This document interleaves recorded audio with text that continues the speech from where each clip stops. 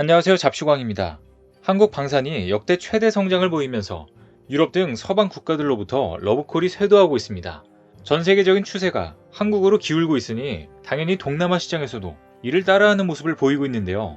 필리핀과 태국 방산업계에도 한국이 대세로 자리 잡으면서 이를 뒷받침하듯 주문과 문의가 폭발적으로 들어오고 있다고 합니다.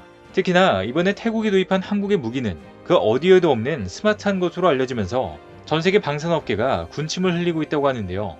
이런 와중에 조심스럽게 이 시장에 진입하려는 일본의 방산업계가 한국의 질주에 크게 질투하고 있다는데 동남아시아에서의 한국의 방산업계의 활약에 대해 자세히 알아보겠습니다.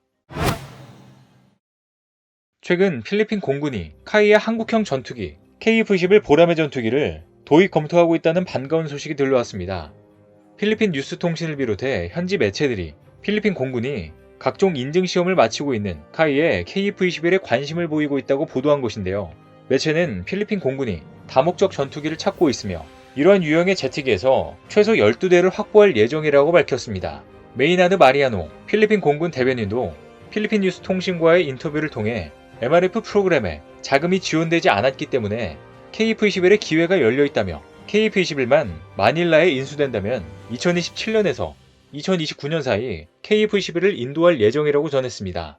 이미 필리핀 국방부는 FA-50을 보유한 상황에서 한국에 KF-21 추가 인도를 요청한 것인데요. 즉 필리핀 공군이 FA-50을 전투기로 활용하고 있지만 본질적으로는 경공격기인 만큼 항속거리, 무장 능력에서 정규 전투기에 비해 성능 차이가 있다고 판단해 KF-21 구입을 추진하고 있는 것으로 보입니다.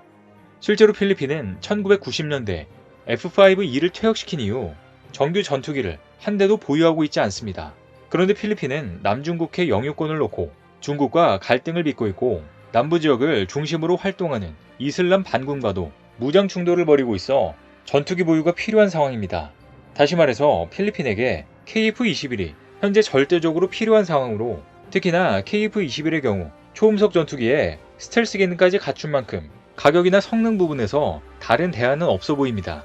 뿐만 아니라 KF-21은 에이서 레이더 장착은 물론 미티어 장거리 공대공 미사일을 비롯한 다양한 첨단 무기를 탑재할 수 있습니다. 그리고 기존 FA-50을 사용하고 있기 때문에 연속성을 가질 수 있다는 장점도 있는데요. 이처럼 단번에 필리핀의 공군력을 업그레이드 시킬 것으로 기대되면서 필리핀 측에서는 KF-21 구매를 간절히 바라고 있는 상황입니다. 그리고 태국에서도 최근 한국의 무기를 도입한다는 보도가 나왔습니다. 태국에서도 기존에 한국의 T-50을 구매해 사용 중인데요.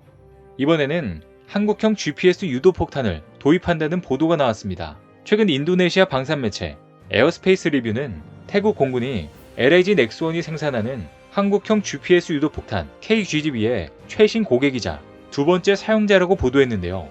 KGB의 첫 수출 고객은 사우디아라비아로 지난 2018년 인수했는데 이번에 태국이 KGB를 구매하면서 두 번째 수출 고객이 된 것으로 보입니다.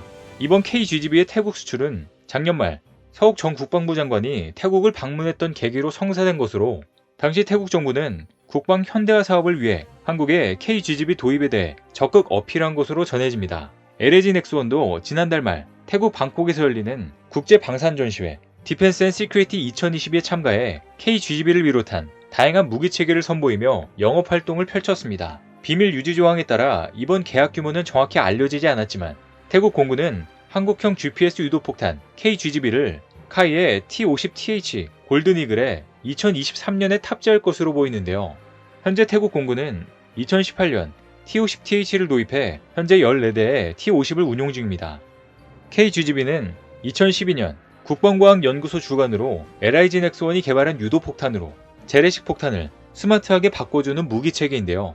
KGB를 재래식 무기에 장착하면 글라이더처럼 활강시켜 숨어있는 적을 공격할 수 있기 때문에 한국형 GPS 유도폭탄이라고 불립니다. 500파운드 무유도 항공폭탄에 장착되는 중거리 GPS 유도 키트인데요. 가장 큰 장점은 저렴한 비용으로 명중률이 떨어지는 재래식 무유도 항공폭탄을 정밀 유도 가능한 똑똑한 스마트 폭탄으로 개조시킬 수 있다는 점입니다. 스마트 폭탄은 목표물을 찾아가 이를 정확히 타격하는 폭탄으로 방공망 위협 밖에서 주야간 전천 후 정밀 타격을 할 수 있습니다. KGB의 경우 기존의 재래식 폭탄 모두 유도 무기로 개량할 수가 있어 추가 구조나 수정이 필요 없으며 사용하기 전 조종사가 항공기 조종석에서 휴대하는 PDU에 임무 데이터를 저장하면 됩니다. 최대 사거리는 약 100km로 특히나 KGB는 우리 공군이 운용 중인 전투기에 장착함으로써 전투기의 생존성을 대폭 강화시키는 역할을 하는데요. 즉 T-50TH를 운용 중인 태국이 이번에 KGB를 도입한 이유도 이런 장점을 극대화시키기 위한 것으로 보입니다.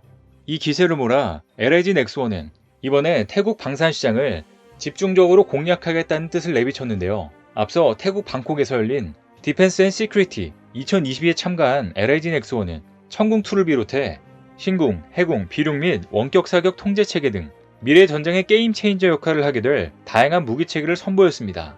현재 LIG 넥스원은 지속적인 성장의 답은 해외 시장 수출 확대라는 구본상 LIG 회장의 확고한 의지를 바탕으로 태국 방산시장 사업 확대에 심혈을 기울이고 있는 중입니다.